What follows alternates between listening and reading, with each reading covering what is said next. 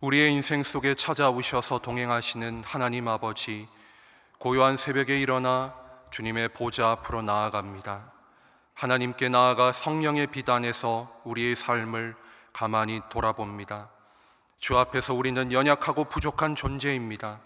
상황에 따라 작은 믿음은 흔들리고 문제 앞에서 두려워합니다. 감사보다 불평을, 희망보다 절망을 말할 때가 더 많습니다.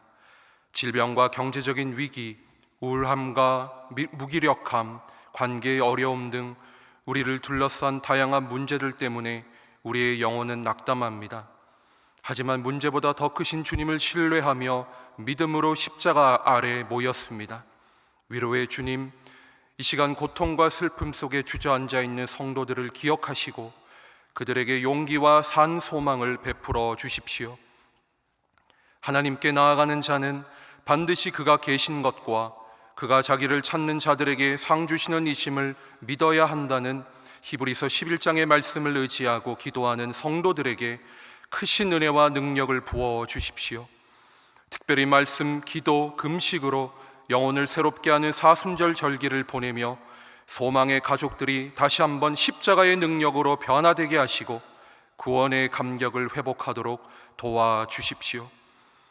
우리 가정의 주인이신 하나님 아버지, 친히 세우신 가정에 복을 주시고 주님의 사랑이 모든 소망의 가정 안에 풍성히 흘러넘치도록 하여 주십시오. 부모들에게는 사랑과 지혜를 더하셔서 사랑하는 자녀들을 하나님의 말씀 안에서 양육하게 하시고 자녀들에게는 하나님을 경외하고 부모님을 존경하는 마음을 부어 주십시오. 악하고 혼란한 시대 속에서 우리 자녀들이 주님의 사랑 안에서 바르게 성장하게 하여 주십시오. 또한 남편들과 아내들은 서로 사랑하고 섬기는 마음을 가지고 어려운 문제들을 함께 이겨나가며 가정을 이끌어가기 원합니다. 주님의 말씀 위에서 우리 가정을 세우시고 화목과 평안이 가득하게 하시며 감사와 기쁨이 넘치게 하여 주십시오. 어려운 시대 속에서 각 가정의 경제적인 필요를 채워주시고 일하는 직장과 사업장을 든든히 지켜 보호하여 주십시오. 혹시 어려움을 겪고 있는 가정들이 있다면 그들의 아픔을 돌보시고 위로와 힘을 주시며 주님의 치유와 회복의 역사가 속히 일어나게 하여 주십시오. 소망의 주님, 다음 세대와 청년들을 위해서 기도합니다. 혼탁한 사회 속에서 우리들의 자녀들이 하나님의 말씀을 가지고 믿음을 굳건히 지키기 원합니다. 주님의 사랑 안에 온전하게 자랄 수 있도록 인도하여 주시고 하늘의 지혜와 명철을 부어주셔서 그들이 주님 주신 인생을 아름답게 계획할 수 있도록 도와주십시오. 세상의 유혹과 악한 문화로부터 다음 세대를 보호하시고 성령님께서 주시는 꿈과 비전을 발견하고 믿음으로 도전하는 삶을 살게 하여 주십시오. 그리고 우리 자녀들을 신앙으로 이끌어줄 수 있는 부모들과 교사들을 세워주시고 청소년과 청년의 때에 살아계신 하나님을 만나고 성령의 은사를 경험하게 하여 주십시오. 불확실한 미래와 불안정한 현실 속에서 무기력하게 주저앉아 있는 청년들에게 하늘의 소망을 주시고 다시 한번 일어나 달려갈 수 있는 용기와 믿음을 허락하여 주십시오. 인생의 각 과정마다 만남의 축복을 주셔서 그들이 걸어가는 삶의 순간순간마다 하나님의 사람들을 만나게 하여 주십시오. 우리나라를 사랑하시는 하나님 아버지, 이 나라와 민족을 위해서 계속해서 기도합니다. 지금도 곳곳에서 수많은 하나님의 사람들이 나라를 위하여 중보기도 하고 있습니다. 주의 이름으로 모인 기도의 자리마다 성령께서 임하셔서 이 나라를 향한 꿈과 비전을 보여주시고 사람의 뜻이 아닌 하나님의 계획이 성취되는 나라가 되게 하여 주십시오. 우리의 확신이 하나님의 뜻을 앞지르지 않게 하시고 항상 성령께서 주시는 지혜를 가지고 겸손하고 온유한 마음으로 민족을 위해 기도하게 하여 주십시오. 어려운 정치적 상황이 하루속히 안정화되게 하시고 위정자들이 하나님을 두려워하는 마음으로 나라와 민족을 향한 올바른 결정을 내릴 수 있도록 지혜를 허락하여 주십시오. 경제적 어려움을 겪고 있는 우리 기업들이 다시 활력을 갖고 일할 수 있는 환경을 만들어 주시고 경제의 뿌리를 이루고 있는 소상공인들의 사업체가 튼튼하게 서게 하여 주십시오. 새벽마다 나라와 민족을 향한 성도들의 기도가 계속해서 쌓일 때 하나님께서 우리나라를 위해 준비하신 놀라운 일을 새롭게 행하실 줄 믿습니다. 어려운 나라를 위해 끊임없이 기도하는 중보 기도자들이 교회와 기도처마다 넘쳐나길 기도합니다. 교회를 위해 간구합니다. 사순절 기간 동안 말씀과 기도로 영적 순례길을 걷고 있는 성도들을 기억하여 주십시오. 예수 그리스도의 고난과 죽음을 깊이 묵상하고 십자가의 대속의 의미와 주님의 섬김과 희생을 깨달아 삶을 실천하는 교회와 성도가 되게 하여 주십시오. 교회의 모든 성도들이 서로 사랑하고 섬기게 하시고 십자가의 복음을 우리 가정과 회사, 사업장, 주변의 이웃들에게 먼저 전할 수 있도록 도와주십시오. 위대한 하나님의 일은 작은 골방과 가정에서 시작된다는 사실을 깨닫게 하시고 내가 먼저 비우고 낮아지고 실천하는 삶을 살기 원합니다. 우리를 불쌍히 여기시고 복음의 영광에 합당한 삶을 가정과 사회 속에서 성실히 살아내도록 동행하여 주십시오. 교회를 위해 최선을 다하고 있는 담임 목사님과 부목사님들, 각 부서의 교역자들에게 필요한 능력과 지혜를 허락하여 주십시오. 이 새벽 하나님의 말씀을 사모하며 기다리는 마음으로 주님 앞에 섭니다. 우리의 고정관념을 내려놓고 우리의 신념을 유순하게 만들어 성령님이 직접 주시는 말씀을 겸손하게 받아들이길 바랍니다. 우리의 비어있고 가난한 마음 가운데 오셔서 말씀하시고 새로운 관점과 은혜로 채워주십시오. 소망교회의 주인이신 예수님의 이름으로 기도합니다. 아멘. 오늘 우리에게 주시는 하나님의 말씀은 열왕기상 17장 8절에서 24절의 말씀입니다. 열왕기상 17장 8절에서 24절의 말씀을 함께 읽겠습니다. 여호와의 말씀이 엘리야에게 임하여 이르시되 너는 일어나 시돈에 속한 사르밧으로 가서 거기 머물라. 내가 그곳 과부에게 명령하여 내게 음식을 주게 하였느니라. 그가 일어나 사르밧으로 가서 성문에 이를 때에 한 과부가 그곳에서 나뭇가지를 줍는지라. 이에 불러 이르되 청하건대 그릇에 물을 조금 가져다가 내가 마시게 하라. 그가 가지러 갈 때에 엘리야가 그를 불러 이르되 청하건대 내 손에 떡 한 조각을 내게로 가져오라. 그가 이르되 당신의 하나님 여호와께서 살아계심을 두고 맹세하노니 나는 떡이 없고 다만 통에 가루 한 움큼과 병에 기름 조금뿐이라.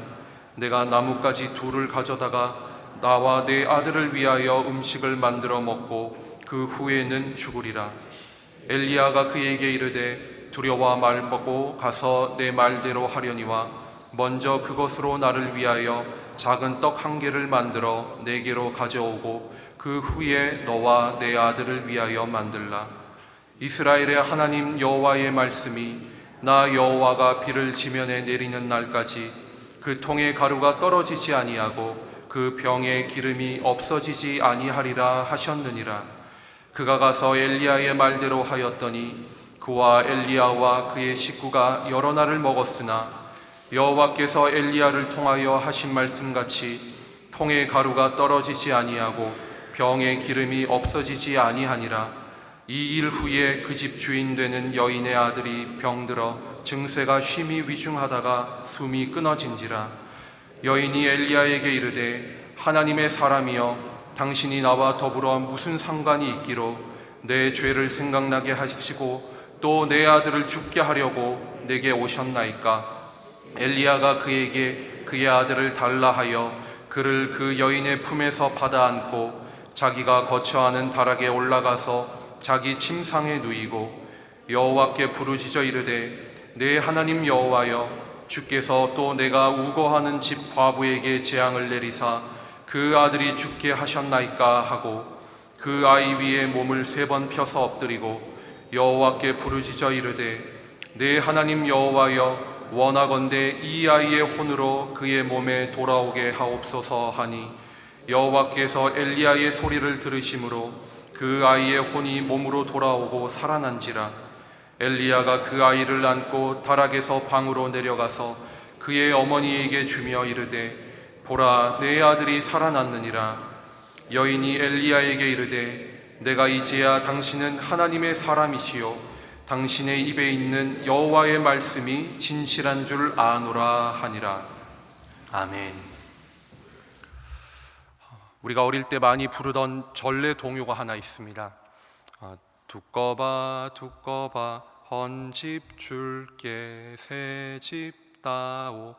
이 동요 많이들 불러보셨으리라 생각을 합니다. 이 노래는 낡은 것을 내어주고 새 것을 얻고 싶어하는 아이들의 개구진 소망을 잘 담아내고 있습니다. 이 동요처럼 우리는 낡고 작은 것을 좋고 새로운 것으로 바꾸고 싶어 합니다. 이건 인간의 모든 욕심이고 마음이죠. 인간의 셈법으로는 그렇게 하면 손해입니다. 누가 헌 것을 받고 새 것을 주겠습니까? 우리는 그렇게 하지 않습니다. 그런데 인간의 계산을 뛰어넘어 우리의 작은 것을 받아 생명의 은혜로 바꾸어 주시는 분이 있습니다. 그분은 바로 생명의 주인이신 하나님이십니다. 이 새벽 작은 생명을 주고 진정한 생명을 얻은 사르밧 과부의 이야기를 함께 살펴보기를 원합니다. 엘리야와 사르밧 과부의 만남은 시작부터 불편했습니다. 왜냐하면 갑자기 나타난 어떤 낯선 선지자가 이방인 과부에게 터무니없는 요구를 했기 때문입니다. 아합을 피해서 그렛 시냇가로 숨어있던 엘리야는 하나님의 말씀을 따라 시돈에 있는 사르밧 과부의 집에 숨어 살 계획을 갖고 있었습니다. 엘리야는 사르밧 성문의 한 과부를 만납니다. 그리고 그녀의 집에 남아있는 마지막 음식을 자신에게 달라고 요청합니다. 10에서 11절입니다. 그가 일어나 사르밧으로 가서 성문에 이를 때에 한 과부가 그곳에서 나뭇가지를 줍는지라. 이에 불러 이르되 청하건대 그릇에 물을 조금 가져다가 내게 마시게 하라. 그가 가지러 갈 때에 엘리야가 그를 불러 이르되 청하건대 내 손에 떡 한 조각을 내게로 가져오라. 당시 아합 왕과 이스라엘 백성들이 풍요의 신 바알을 숭배한 결과 이 팔레스타인 온 지역에 심각한 기근이 찾아옵니다. 하나님은 이스라엘 온 땅에 비를 그치게 하셔서 생명의 근원이 바알이 아니라 오직 유일하신 하나님 한 분이심을 만천하에 보이십니다. 하지만 아합과 이스라엘 백성은 어떻게 했습니까? 회개하지 않았습니다. 오랫동안 이어진 가뭄 때문에 강은 마르고 먹을 것은 사라졌고 북이스라엘 왕국은 위기에 처했습니다. 이스라엘이 바알을 섬긴 이 참혹한 결과가 온 땅의 생명들에게 영향을 미친 것이죠. 이 국가적인 위기 상황에서 사르밧 과부의 형편은 남들보다 훨씬 더 심각했습니다. 그도 그럴 것이 고대 사회에서 남편 없는 과부가 얼마나 힘들었겠습니까? 남편 없이 아이를 키우고 생계를 유지하는 것은 대단히 어려운 일이었습니다. 이렇게 사회의 최하층민인 과부의 열악한 형편에도 불구하고 오늘 이상하게 이 하나님의 사람 엘리야는 그에게 마지막 남아있는 떡 한 덩이를 내게 다오 라고 얘기를 하고 있습니다. 상당히 황당하고 불편한 요구입니다. 사르밧 과부는 엘리야의 불편한 요청에 선의로 응답합니다. 그녀가 굳이 그럴 필요는 없었지요. 처음부터 엘리야의 부탁을 단번에 거절할 수 있었습니다. 12절 말씀입니다. 그가 이르되 당신의 하나님 여호와께서 살아계심을 두고 맹세하노니 나는 떡이 없고 다만 통에 가루 한 웅큼과 병에 기름 조금뿐이라. 내가 나뭇가지 둘을 주워다가 나와 내 아들을 위하여 음식을 만들어 먹고 그 후에는 죽으리라. 이 12절처럼 과부에게는 아들을 위한 단 한 끼의 재료밖에 없었습니다. 이것은 이 과부에게 어떻게 보면 이 아들을 살릴 수 있는 어떤 생명과도 같은 그런 음식 재료였죠. 과부가 엘리야의 부탁을 거절한다고 해서 어느 누구도 그녀를 비난할 수는 없을 겁니다. 왜냐하면 그에게 남아있는 마지막 것을 낯선, 그것도 알지 못하는 이방인 남자에게 줄 필요가 없었기 때문입니다. 여러분, 풍요롭고 넉넉할 때는 누군가에게 대접하는 것은 그렇게 어려운 일은 아닙니다. 이런 말이 있죠. 인간의 선함과 친절은 여유에서 나온다. 인간의 선함과 친절은 여유에서 나온다. 사람들은 베풀 수 있는 여력이 있을 때는 타인에게 도움을 주곤 합니다. 구제나 섬김도 형편이 괜찮을 때 할 수 있는 거죠. 하지만 자신의 생명, 아니 이 자식 새끼의 목숨값을 갖고 남을 도와주는 것은 그럴 결코 쉬운 일이 아닙니다. 죽음 직전에 마지막 남은 양식을 타인에게 양보하는 것은 자신과 아들의 생명을 주는 것과 동일합니다. 만약 여러분이라면 어떻게 하시겠어요?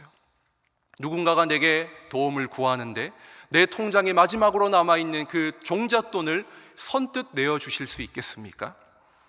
아이의 학교를 위해 모아놓은 등록금을 옆에 있는 어떤 성도님이 힘들다고 해서 그것을 그저 빌려주실 수 있겠습니까? 이건 대단히 힘든 일입니다. 그런데 사르밧 과부는 우상 숭배가 가득한 이스라엘 땅에서 쉽게 찾아볼 수 없는 놀라운 믿음을 갖고 있었습니다.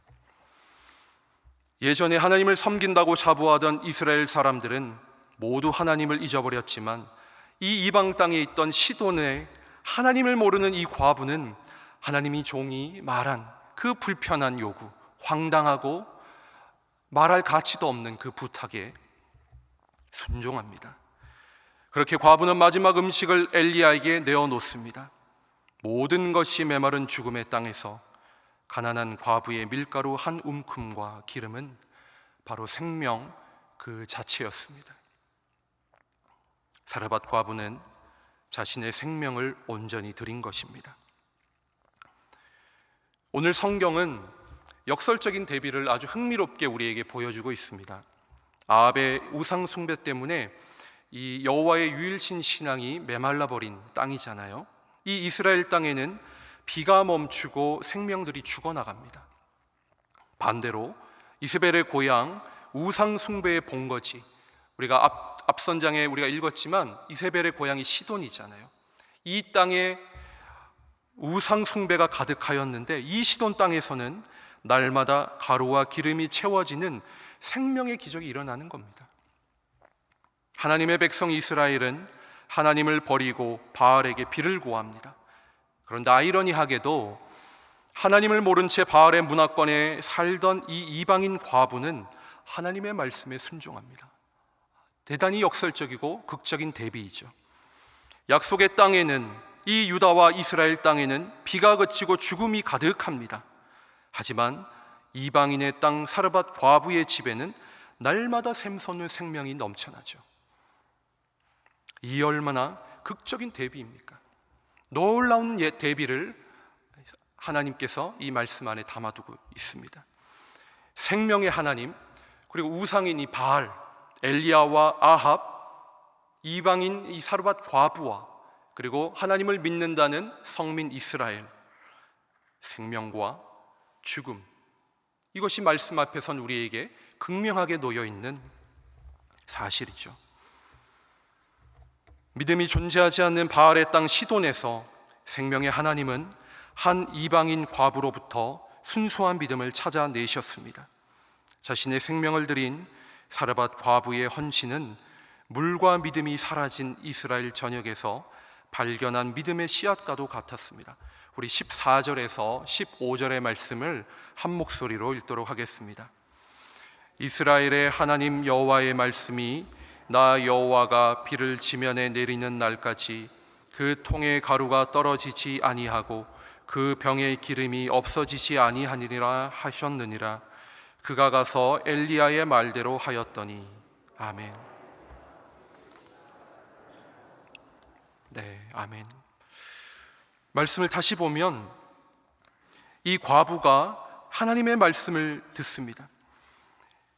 이스라엘 하나님 여호와의 말씀이 나 여호와가 비를 지면에 내리는 날까지 그 통의 가루가 떨어지지 아니하고 그 병의 기름이 없어지지 아니하리라. 이건 엘리야의 말이죠.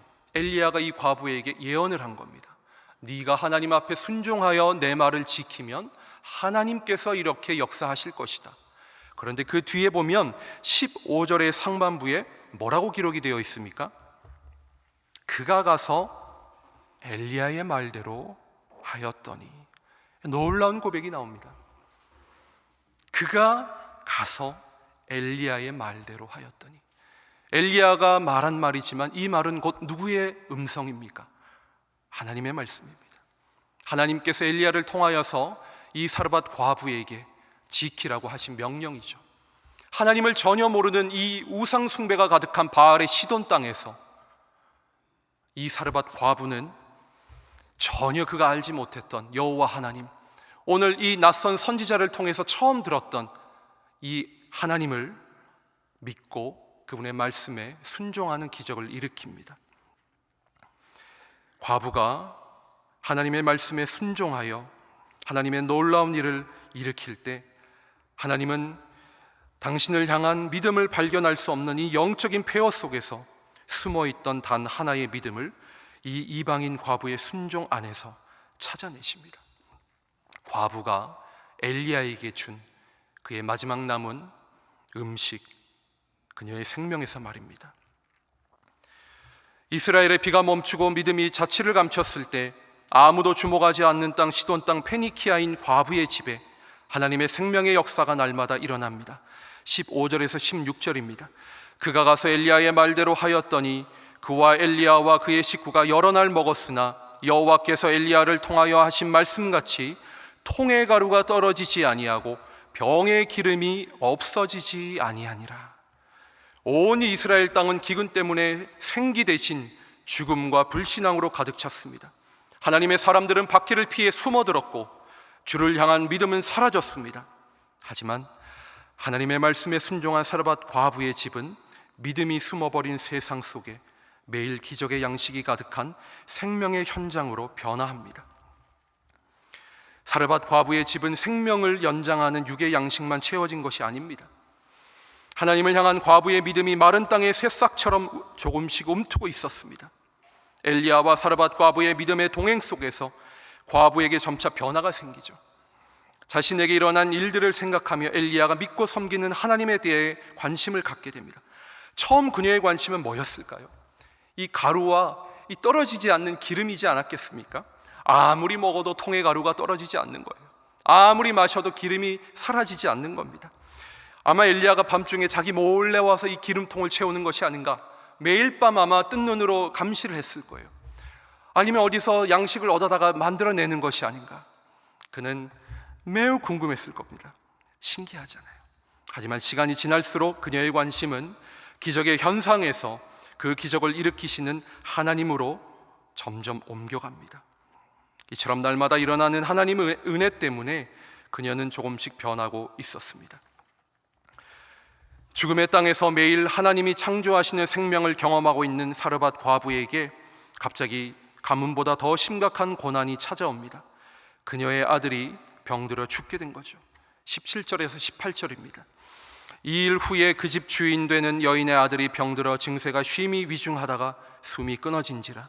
여인이 엘리야에게 이르되 하나님의 사람이여, 당신이 나와 더불어 무슨 상관이 있기로 내 죄를 생각나게 하고 또 내 아들을 죽게 하려고 내게 오셨나이까.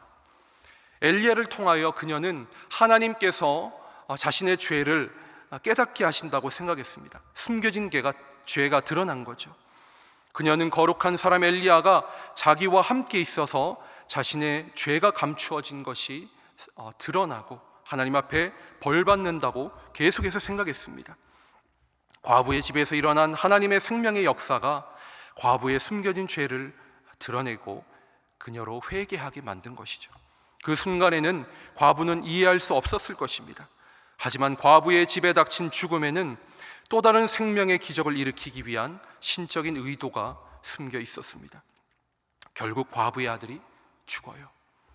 엘리야는 오랫동안 아합으로부터 자신을 숨겨둔 과부의 슬픔을 보고 죽은 아이를 품에 안고 다락방으로 올라갑니다. 그리고 거기서 사르밧 과부가 주었던 생명과 같은 음식, 그 믿음의 행동, 오랫동안 자신에게 음식을 만들어준 헌신, 이세벨의 고향 시돈에서 안전하게 지낼 수 있도록 거처를 마련해준 그녀의 환대를 떠올립니다. 그리고 간절히 기도합니다. 20에서 21절입니다. 여호와께 부르짖어 이르되 내 하나님 여호와여, 주께서 또 내가 우고하는 집 과부에게 재앙을 내리사 그 아들을 죽게 하셨나이까 하고 그 아이 위에 몸을 3번 펴서 엎드리고 여호와께 부르짖어 이르되 내 하나님 여호와여, 원하건대 이 아이의 혼으로 그의 몸에 돌아오게 하옵소서 하니, 생명의 하나님께서 엘리야의 3번의 간절한 기도를 들으시고 어떻게 하십니까? 그 아이로 살게 하십니다.